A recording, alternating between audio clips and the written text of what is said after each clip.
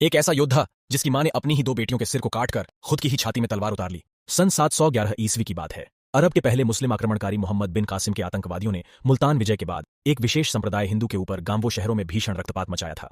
हजारों स्त्रियों की छातियां नोच डाली गईं। इस कारण अपनी लाज बचाने के लिए हजारों सनातनी किशोरियां अपनी शील की रक्षा के लिए कुएं तालाब में डूब मरीं। लगभग सभी युवाओं को या तो मार डाला गया या गुलाम बना लिया गया। एक बालक था तक्षक, जिसके पिता कासिम की सेना के साथ हुए युद्ध में वीरगति को प्राप्त हो चुके थे। लुटेरी अरब सेना जब तक्षक के गांव में तो हाहाकार मच गया। स्त्रियों को घरों से खींच खींच कर उनकी देह लूटी जाने लगी। तक्षक और उसकी दो बहनें भय से कांप उठी थीं। तक्षक की मां पूरी परिस्थिति समझ चुकी थी। उसने कुछ देर तक अपने बच्चों को देखा और जैसे एक निर्णय पर पहुंच गई। फिर देखते देखते उस क्षत्राणी ने म्यान से तलवार खींची और अपनी दोनों बेटियों का सर काट डाला और तलवार को अपनी छाती में उतार लिया।